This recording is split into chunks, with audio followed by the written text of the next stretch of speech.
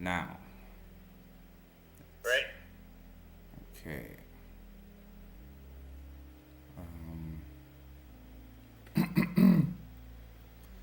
All right, guys, what's up on Coffee Ultimate? We are live today. I'm joined by Andy Max.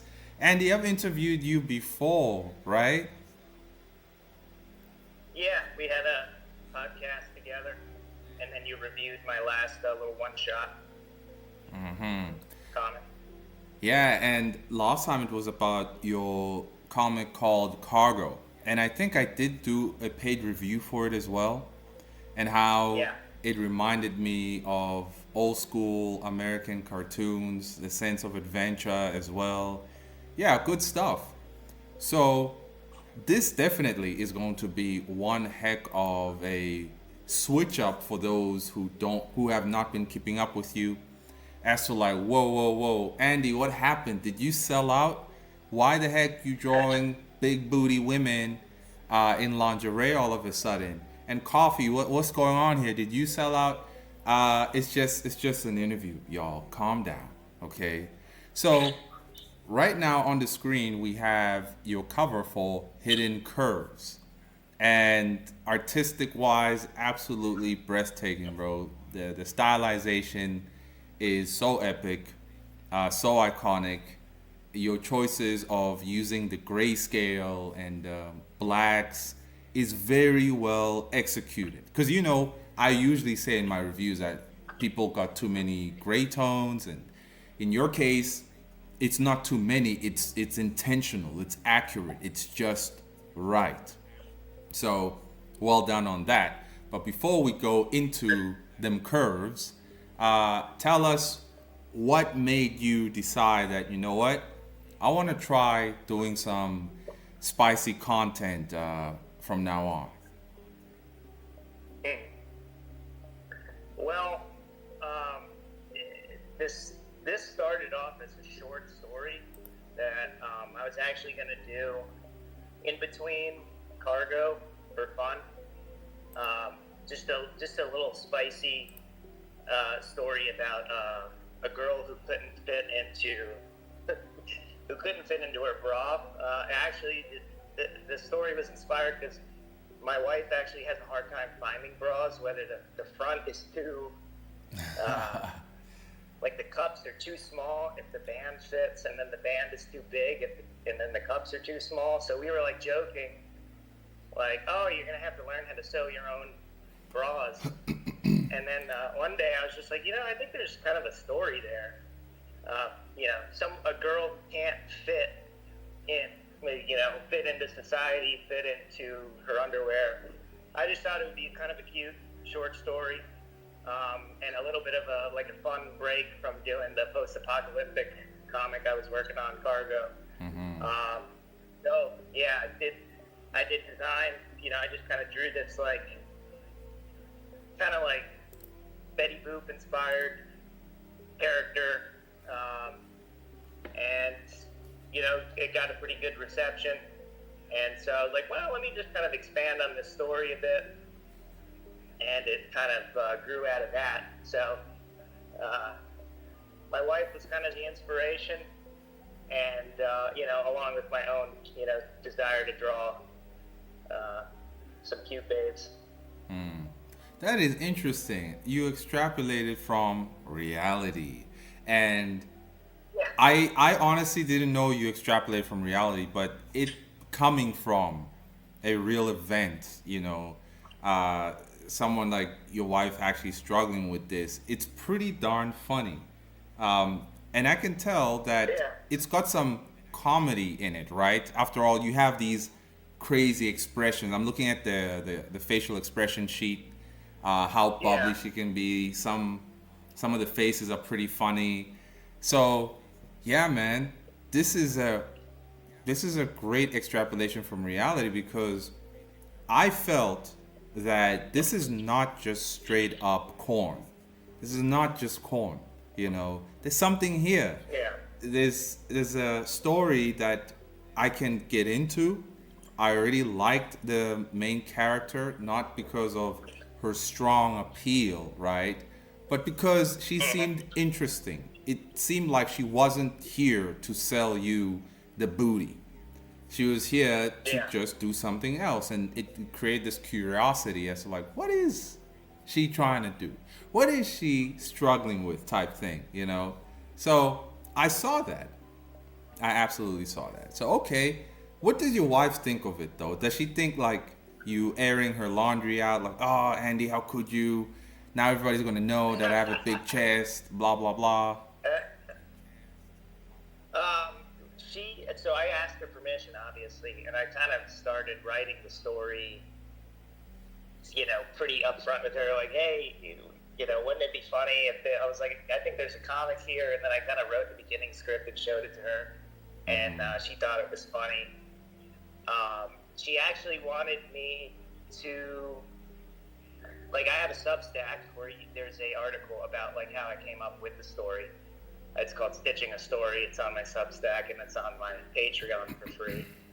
But like, when we were coming up with the character, I was like, "Do you want to do some modeling or something?" And she was like, "Hell yeah!" So she's all for it. She was kind of she thought it was great to inspire a character. And like for me, one, it's kind of a fun, sexy scenario, and two, I don't really know about how I didn't really know much about how women's clothing fits and like all of the intricacies of it and the measuring. And I was like, man, that's kind of a pain in the ass. I just buy a small shirt or medium shirt, is what it is. So kind of hearing from her that there's actually a lot of struggles for curvy gals. It was kind of an eye opener. So it was a fun collaborative experience, I guess. That is so cool, man. That's how it's supposed to be. Like, hell yeah. All the real dudes in the house give me a yeah. That's how it's supposed to be, right? Your wife gotta collaborate with you and she gotta pose just right, to help you with the project. That's what I'm talking about. So that's fun and a cute story. Absolutely awesome. So let's talk about the design itself. Like in terms of her hair, her eyes, is it all inspired by the missus, or you ended up just, doing your own thing a little bit here and there? Yeah, I mean, initially the whole thing didn't take place in, like, it was modern. It was just, I didn't really know what I was kind of going with the story.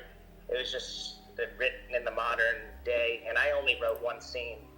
But then, kind of like, as we designed it, I was watching a lot of classic American movies, just kind of the classics like Casablanca, Double Indemnity, The Apartment. These are old black and white films from the 40s, 50s, and so I'm watching that because I was needing a break from Cargo because Cargo was feeling a little too close to home because things in the U.S. are a little bizarre, in my opinion. Mm-hmm. And so I was like, I just need something fun and unrelated to the current dystopia that's on the news and where we live and what's in the media. It just seems like everything was sci-fi and dystopian. So I was reading and watching all these old classics while this was going on. And so I decided to combine the two and was researching fashion from that era. And that's kind of where the story started to go. And so I had to do a lot of research on what was cool and what was in and where people's heads were at and what they were wearing in 1940s, early 50s America, which is kind of a big time for us because we just pulled out of World War II after we had the Great Depression in the 30s, and then World War II, and I believe 1938. Probably historians are like, no, it's 1939, but I think it was 1938 we officially started going overseas in World War II, and then 1945 is when we pulled out. And so the story begins in 1949. So it's kind of a post-recovery era. Things are still,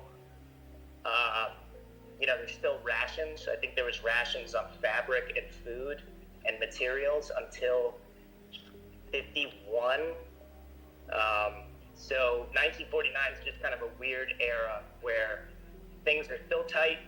We still remember the war. People are still coming back with PTSD. But we're trying to get to the 50s. If you know anything about the 50s in America, it was like the boom of suburbs and of American exceptionalism and all that. So it was kind of a limbo time. It wasn't so clean cut like the 50s, but it wasn't the Depression. It was kind of a gray area. That's an interesting time period to choose. I thought initially it was set in the 20s during the mass consumerist culture and the new microwaves being dished out and the showgirls being a thing. Why did you decide specifically like in 1949 instead of the decade that ended up leading to 1920? Was it 1929, 1930 when the Great Depression happened?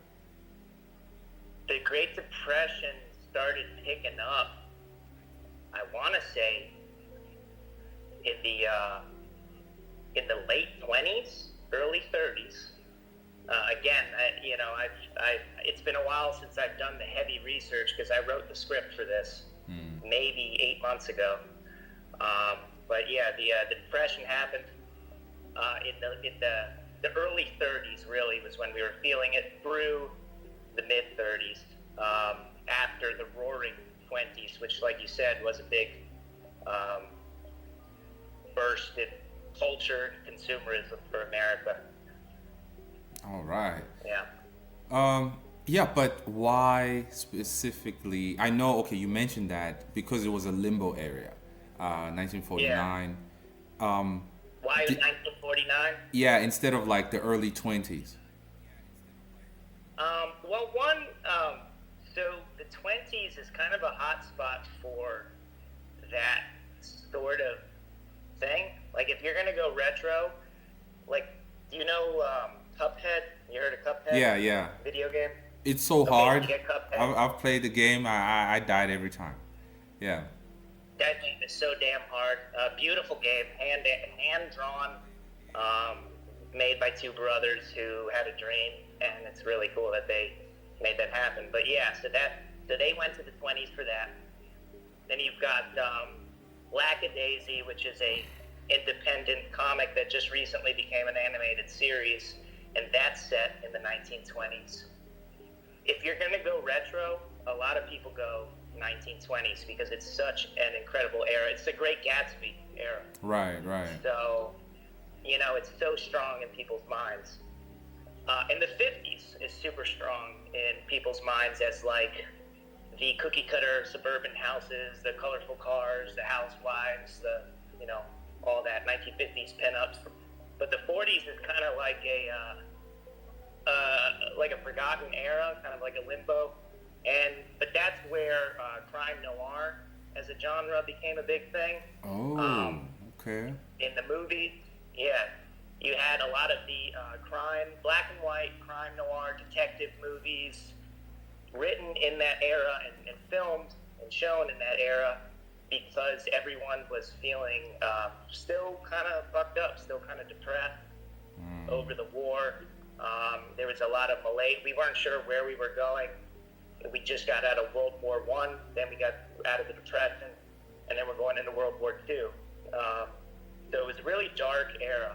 And for me, that was appealing to write a story in like a kind of a dark period because you could kind of aesthetically channel stuff like Frank Miller's Sin City. Yeah. You could kind of look at all those old detective movies with the trench coats and the femme fatales and stuff like that. It was a real pessimistic era. So that's aesthetically, that's kind of why I went for it. And I mean, in terms of where we are as a society in America, I think we're kind of feeling a little between wars.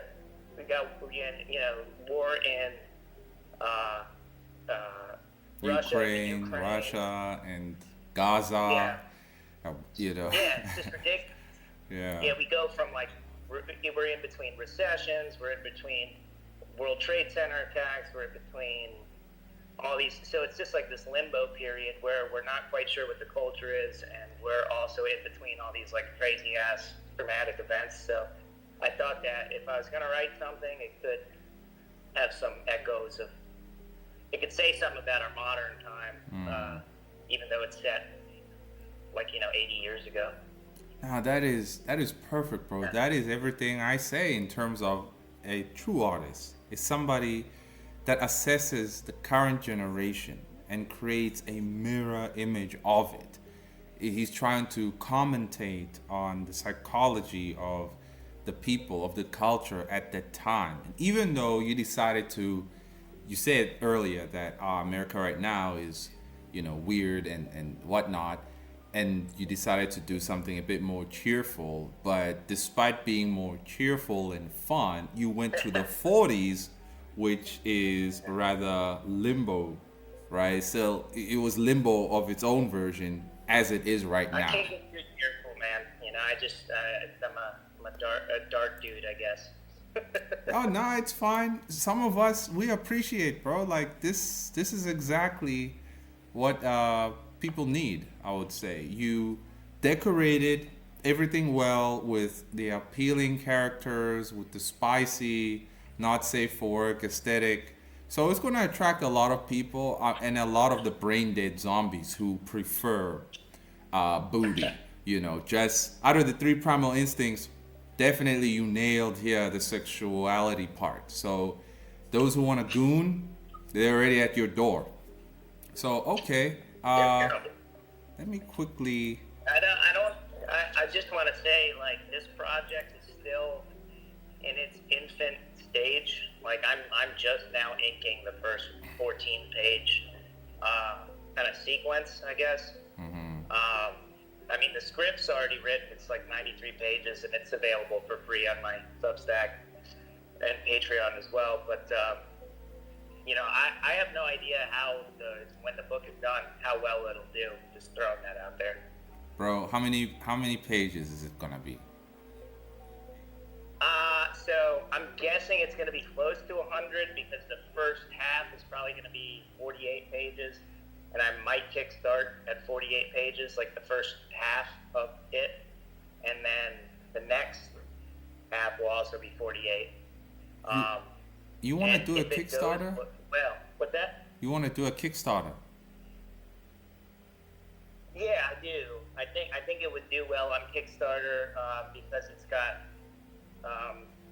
the appealing kind of female character. Yeah, I but guess. like Yeah. also it's kind of doing pretty decent on social media. So my hope is that because I think that publishers are going to want me to change things and censor things, to make it more. But this is definitely like not a book you would give to your To your kid. kid. Yeah. Okay. That actually makes sense because I was like, Kickstarter, why? You're right because I saw Yeah. Patreon kind of blocked a post you made some weeks ago, right? They said, Oh, they blocked my whole. They shut down my whole NSFW gallery, which was crazy. I couldn't believe it. And people are like, "What?" Because it's not like crazy stuff back there, but it's what I new don't drawings and understand. stuff. I don't understand because there are AI artists who use Patreon and they create maximum, corn, like maximum stuff, yeah. and they don't get blocked Stuff at that all. makes me blush. I said stuff that makes me blush. I'm like, oh my gosh, that's crazy. Yeah, so what's up with this? Why target you? Cause this whole thing, it's even in the video game space where Collective Shout, I think, recently was making noise that MasterCard and Visa, you got to remove certain games from Steam because it's exploiting female bodies and it's not good for children. But we all know it was hogwash. And then Trump came along and said, I'm going to sign an executive order. I felt that that was just literally just for Trump to save the day. But nonetheless, those rules, they are still there. And it doesn't make, I don't know how they target certain people that you create corn, pure corn, we're not going to ban you. But you create stories with, some elements of corn, you're banned. Why do you think they do that? Um, I'm still kind of scratching my head on it to this day. Honestly, they sent me an email that said that the gallery was sexually gratifying. And I was like, bro, it's just like pinup art. I actually emailed them and talked to them about it, and I think it was, so they had told me that it was because of my thumbnail. Actually, I have a pinup where this is part of the story where this main character, like, her boobs are too big to fit in the lingerie that the company normally makes. And so she's got to get, like, refitted and stuff like that by one of the other characters. And so she has to measure her while she's topless. And so I did, like, kind of a concept art pinup of her, like, holding everything together. And I set that as a thumbnail. And they were like, no, like, that's too much for the thumbnail. I'm like, but I can have it in the gallery. And they said, well, yes, as long as like the, how you say, like, the thumbnail isn't showing things that are sexually explicit, it's more likely to be approved. So I changed the thumbnail. I just kind of zoomed in so that things were hidden, and then they opened it back up. But it took 3 weeks of talking back and forth, and I was like, no, like, so many people quit the Patreon. They were like, I can't get my naked pinups, I'm quitting this. So a bunch of people dropped off, and I was like begging Patreon. I was like, hey, you gotta open up the gallery again. So we eventually got it fixed, but yeah, it was pretty funny, and a lot of my following was just like, they couldn't believe it. That is nuts, bro. Totally, totally nuts. Unfair. And you would think with all, yeah, it's weird. you think with all the sexual liberation right now, women being allowed to walk around naked and have OnlyFans, why all of a sudden when you draw a woman with the melons, it's a problem. It doesn't make sense. But the same female, let's say, who doesn't have a real one, who doesn't have OnlyFans but has Patreon, she'd be out there busting her stuff out, no problem. It's so weird. Yeah. I mean, I don't know. Like, I mean, the only person I subscribe to on Patreon is, I think his name's Adam Ellis, and he does, like, political cartoons. So I don't really know what people do on Patreon, but I have heard that there is much crazier shit on there. No, absolutely. So I was just, yeah. But it's funny because kind of a theme of this book is that, like, this girl is insecure because of her curves, and so she hides, like, under this big fur coat, because the culture at the time is very conservative. If you can imagine 1940s, it's like if you showed an ankle, you were considered a loose woman. So she's like baboon and super insecure about how she looks, and so she, like, tries to censor herself and hide under big clothing.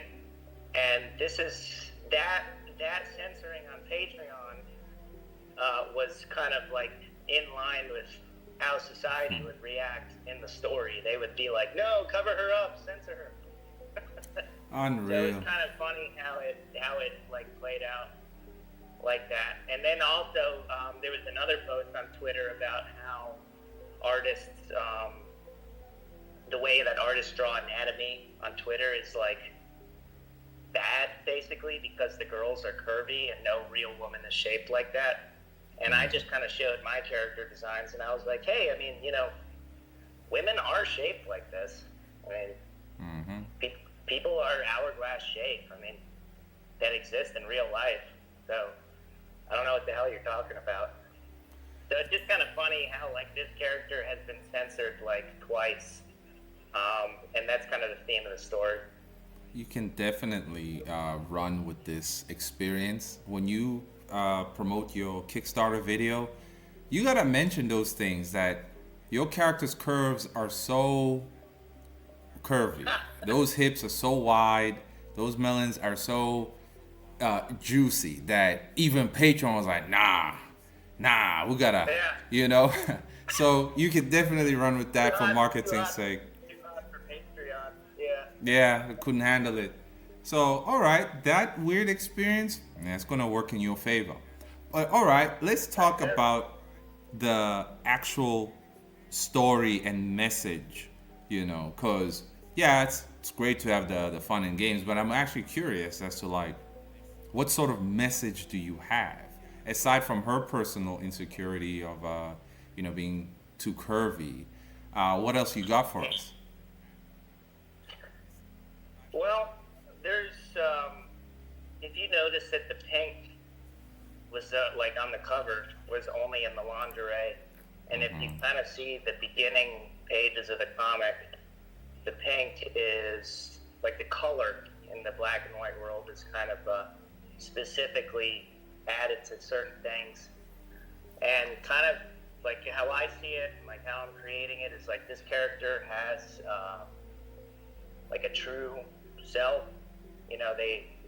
They've got an artistic side. They're a seamstress. They sew their own clothes. They've got this kind of supermodel alter ego, I guess, and they have to hide that from the black and white world.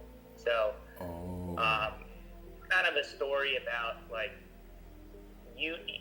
people who like okay, you might be able to relate to this, and like you've got ideas in your head, about your story and about what like the characters, plot line, and all this crazy shit that happens in bloody hell, and it's all cooking in your head. But you're out in the real world, and everybody is doing whatever they're doing with their rabid dogs that are off leash and smoking weed, and just kind of whatever society you live in is so different from the artistic ambitions that you have inside your mind that you kind of put to the side so that you can go out and be in the world. And so I'm trying to hint at that a little bit with like this gal. She's got her idea of like who she really is, but she kind of hides it underneath like a coat, black and white coat, and tries to go out there to the rest of the world and fake being normal, I guess. And I'd like to think every artist kind of has that experience where they're like, they got all these ideas, they got all these characters, they got all these stories, they got all this creative like energy, but like if you were to show that to everyone that you show up to at your 9-to-5 job or whatever, your landlord, they would be like, whoa, that's way too much for me to handle. So that's like kind of a big theme of that is like being artistic, being different, and trying to keep that, trying to pretend you're normal, but at the same time you're like not being authentic to yourself, because you're hiding like your true creativity and shit. Nice. That's actually And then like amazing. yeah, there's some other characters too that all in all kind of comment on like commercial art, because she does work in a lingerie company, so it's there's some comments on selling out for a company, selling your art out to make money, because there's a lot of weird shit going on with just the art industry, and I have some thoughts about it. Nice. And I noticed there's a subplot, like even on this cover, missing woman. Even in the couple opening pages, there's like, there's this missing person and stuff like that. There's a subplot rooted in crime, right? Yeah. Awesome. And some of the other character designs, looks like you have a vampire here, Victor Von Clear. Yeah. Yeah. So Hey guys, if you want to see the full video and its context, consider joining my Patreon. That's where the real caffeine is at. Cheers.